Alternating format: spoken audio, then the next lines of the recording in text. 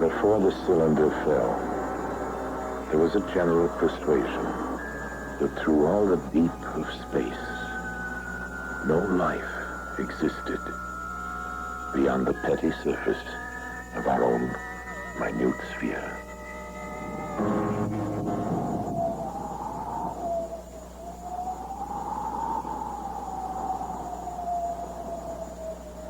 We know now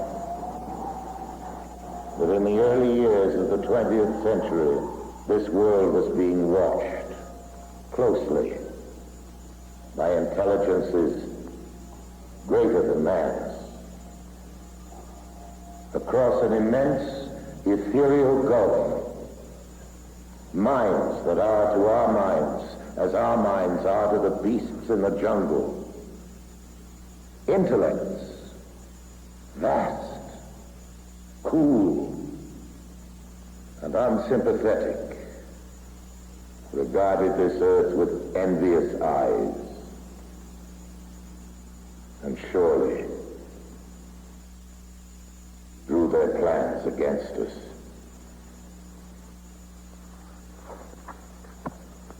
Hello, I'm Orson Welles, and I've been quoting from another Wells, no relation, H.G. Wells, the distinguished novelist, historian, prophet, who was also the great master of science fiction.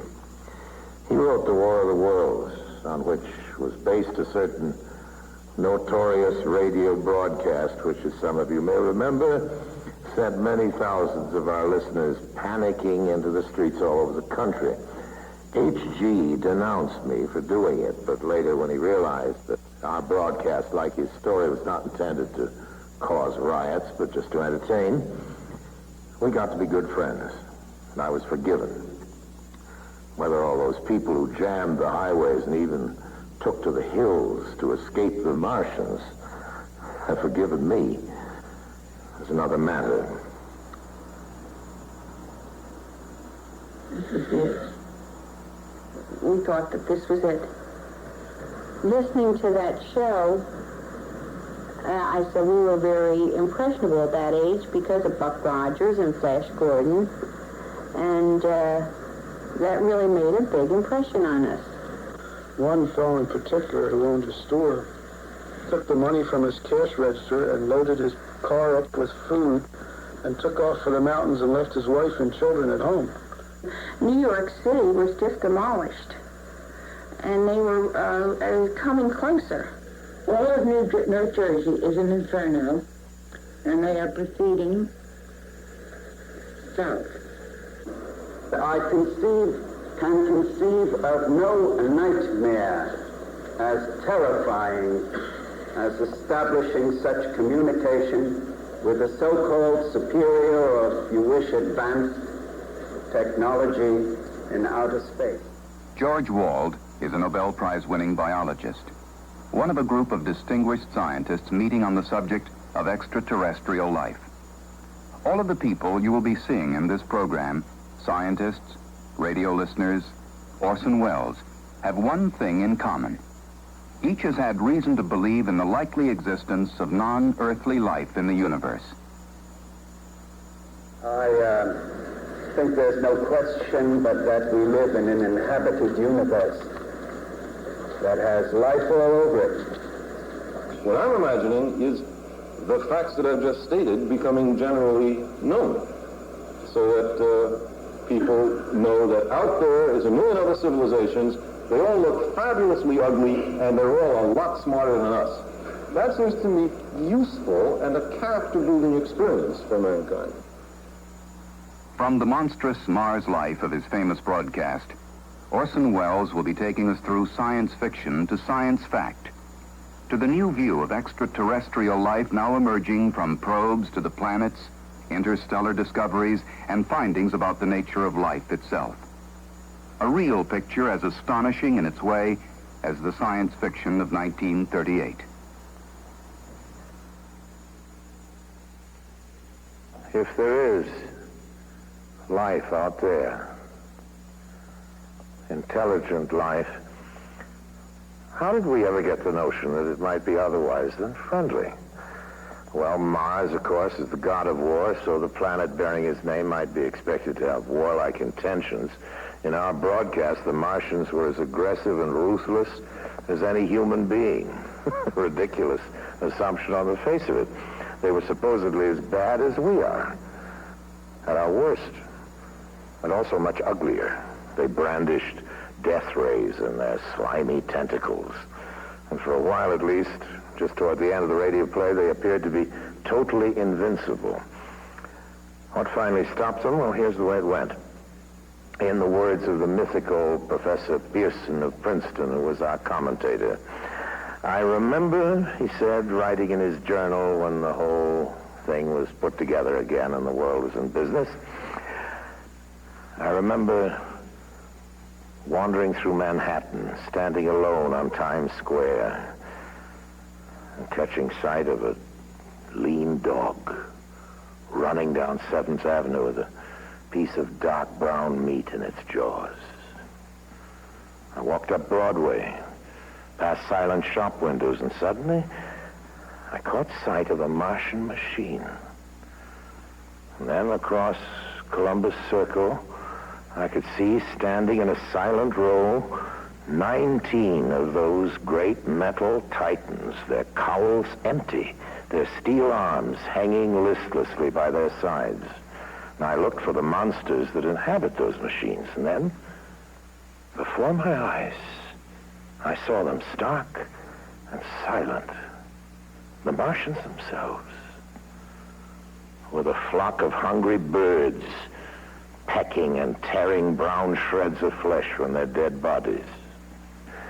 And later, when their bodies were examined in laboratories, it was found that they had been killed by disease bacteria, against which their systems were unprepared. Slain after all man's defenses had failed by the humblest thing that God in his wisdom had put upon this earth, the common cold. And that's the way it was. Well, quite a lot of things have happened in the world since then. An invasion from the planet Mars, that at least is one thing that didn't happen. But in a way, you know, we have been invading Mars. If Mars hasn't exactly been invaded, well, it's certainly been investigated, not attacked, but thoroughly, very thoroughly studied. Observations of Mars had begun long before our broadcast, and even back then in 1938, it seemed plausible to many people that life could have developed on Mars, just as it had on Earth. Peering through telescopes, scientists had seen what? Well, first a planet that, like our own Earth, had polar ice caps.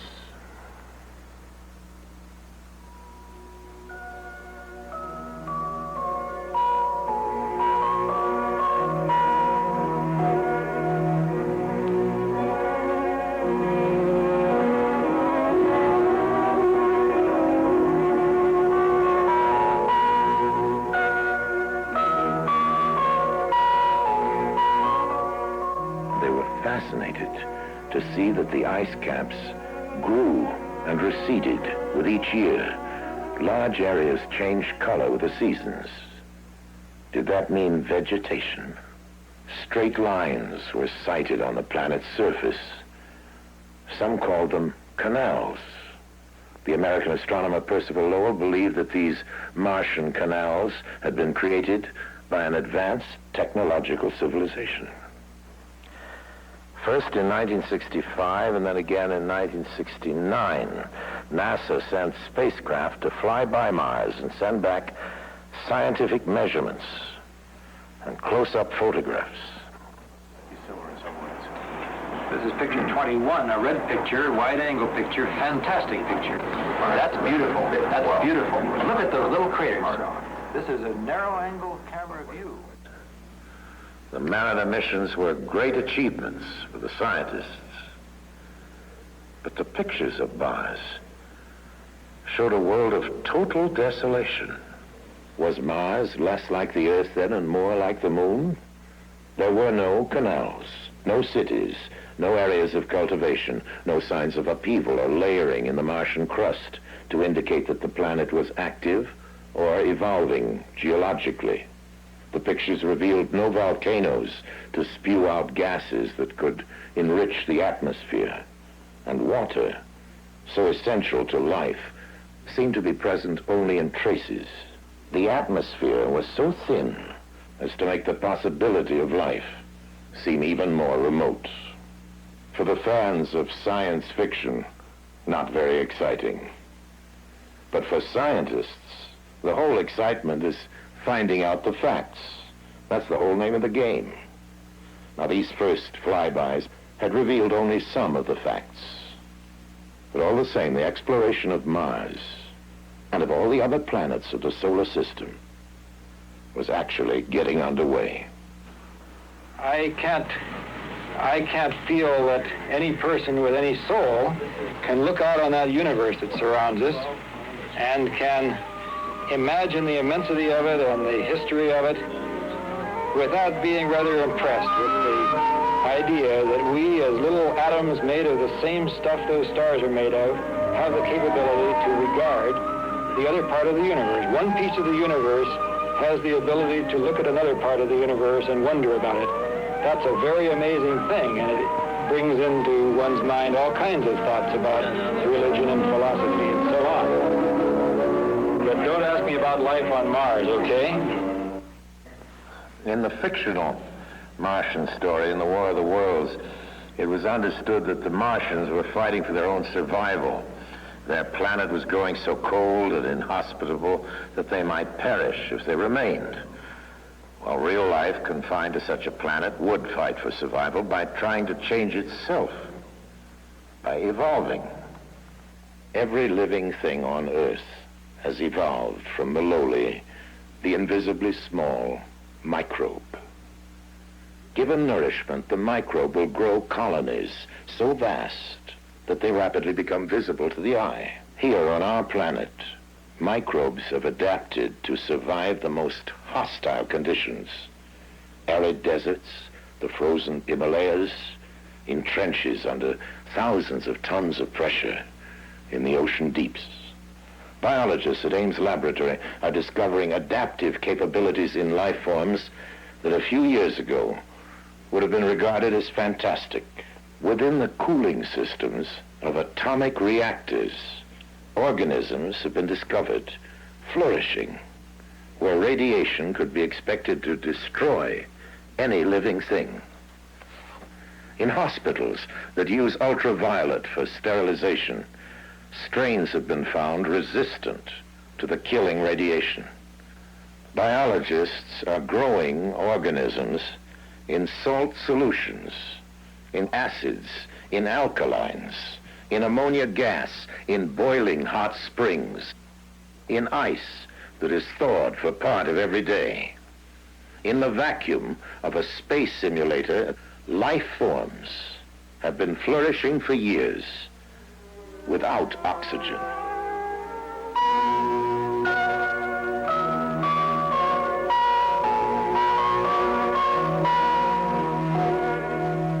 Scientists are studying the kinds of environments that could challenge life forms on the planets and moons of the solar system. In 1971, Mariner 9 arrived at Mars, equipped to go into orbit and stay for a while. A good thing, too, because when it arrived, Mars' surface was obscured by a global dust storm. As the storm abated, a whole new Mars began to make its appearance. The first feature that swam into view, poking up through the dust, appeared to be a huge impact crater. But it stood miles above the Martian lowlands on the peak of an immense mountain, Nix Olympica. And as the dust settled further, the stunning truth emerged that the mountain on Mars was indeed a gigantic volcano. So, geologically, Mars was not a dead planet after all. Vast stretch marks on the planet showed that Mars' surface is shifting and changing on a colossal scale. Mars is beginning to look, geologically at least, more like the Earth and less like the Moon. And then new evidence of water has begun to turn up in surprising ways. Among the many clouds in the Martian atmosphere, some have been found to be composed of water. Then close-ups of the surface have begun to turn up strange, sinuous patterns. Some compare with the patterns cut into the surface of our own planet by the Mississippi River. Slowly the interpretation emerged that only a fluid flowing continuously over the Martian surface could have caused such patterns of erosion. Some scientists didn't agree, but astronomer Carl Sagan theorized that Mars indeed contained a great deal more water than we'd supposed. The water might remain locked within its crust as permafrost during ice age times such as the present, but during cycles of warmth, when the polar caps release gases to form a heavier atmosphere, the water may be released into clouds.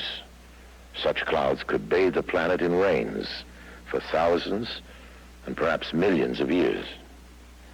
If Sagan's interpretation is correct, life could have originated on Mars in favorable cycles and may have adapted itself to harsher conditions as they developed, and indeed may exist on Mars to this day. Exobiologists are studying other environments, even as they prepare to search directly for life beyond the planet Earth.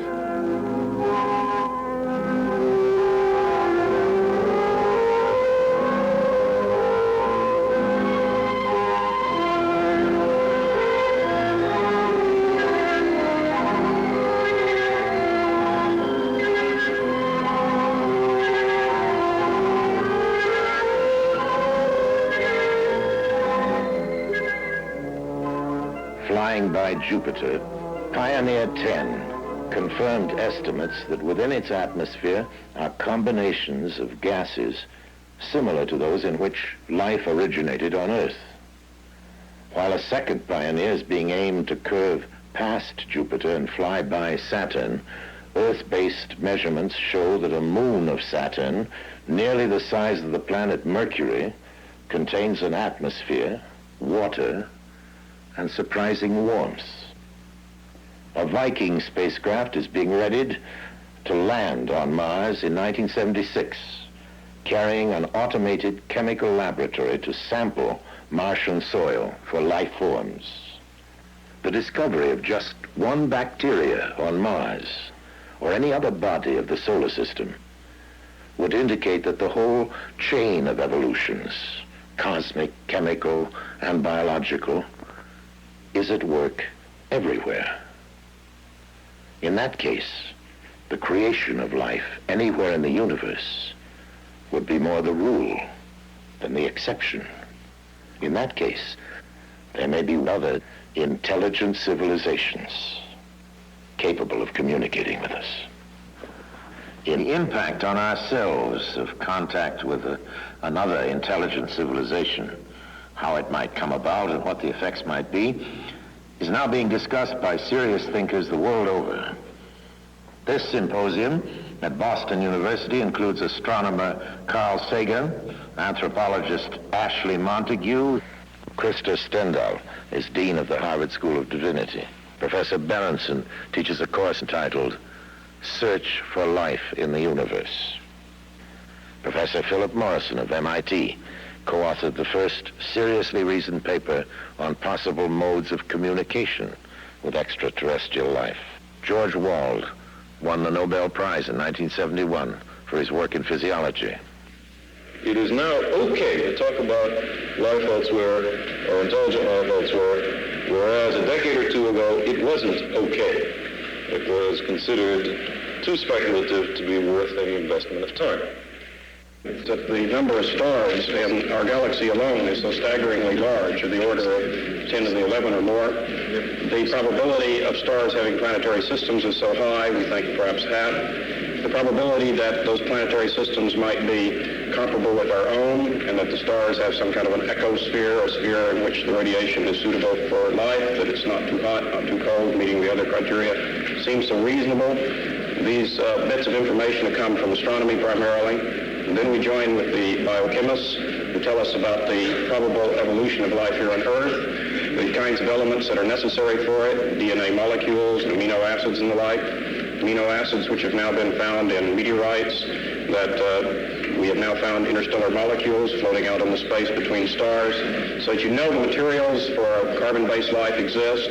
We know that many of the building blocks of life in our own solar system exist off of our planet. If you put these kinds of probabilities together, it begins to lead to the sorts of conclusions that we started with as an initial premise, and which apparently no one on the panel has disagreed, and that is that life must exist in the universe, and it must exist quite abundantly.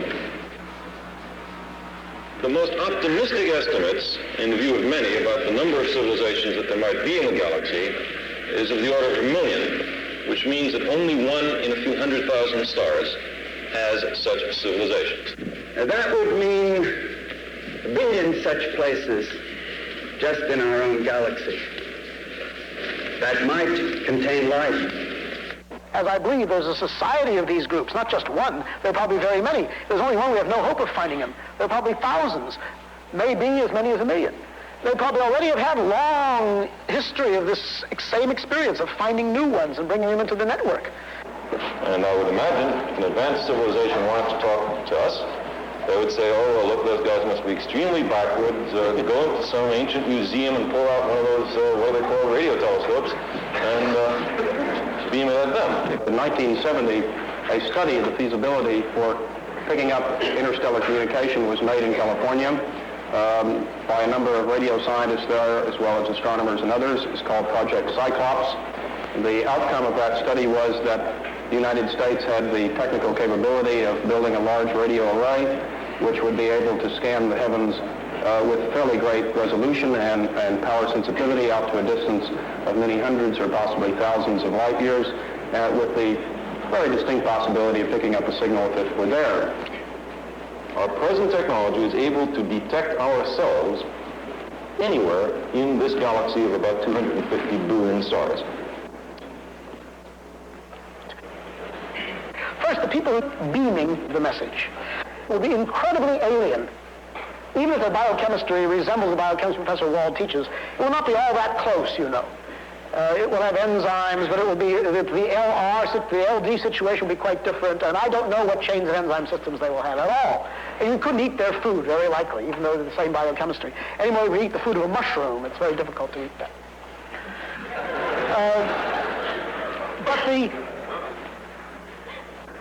So I think, first of all, there'll be two great phases of this eventual time, which I think will come in 10 years or 100 years, or I don't know, maybe longer, when some satisfactory radio telescope work or something similar will acquire evidence of the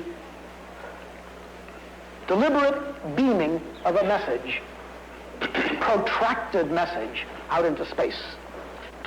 So I think that would be easy and, of course, extraordinarily important. You will know very little of what that message says, say that it exists, and maybe some general geographic information from how far away it's coming, from what kind of a star, where. And then I think that you will have pouring into the recorders, week after week, month after month, decade after decade, an enormous body of obviously interesting and meaningful pulses. And you'll be able to read them slowly and fitfully, because they will not be coded, but they'll be anti-coded. That's to say, the people who designed them, the beings who designed them, will have thought very carefully how to make the maximum number of mathematical clues. The best way to single out the meaning will be made available.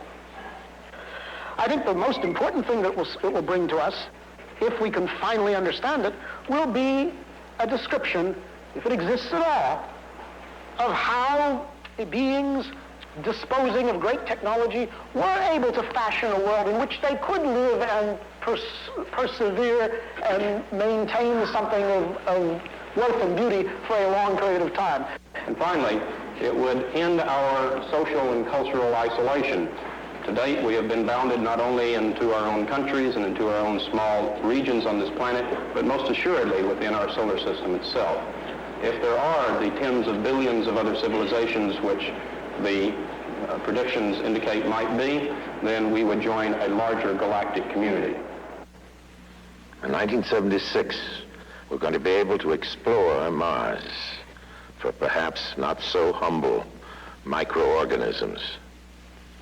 Before and after that, we'll be searching the planets and the galaxies for clues to fill in the new patterns we're discovering. The evolution of evolutions that has produced us and the possible millions of other civilizations. It is conceivable that a spherical ship will land in front of the Washington Monument and a figure with 4 antennas and otherwise looking like the professional football player will walk out and demand to see our leader. But I hope very much that the universe of circumstance is wider than the rather shoddy imaginations of science fiction writers for 30 or 40 years. And I'm pretty convinced it is. We've not found their guidance so great in any but the most modest activities, like going to the moon, which is not very much. The difference between the spacecrafts of NASA and the lurid flying saucery of that old radio War of the Worlds is the difference between science and science fiction. And yes, between war and peace. It's our own world which has turned out to be the interplanetary visitor. We're the ones who are moving out there, not with death rays, but with cameras. Not to conquer, but simply to learn. We are, in fact, behaving ourselves far better out there than we ever have back here at home on our own planet.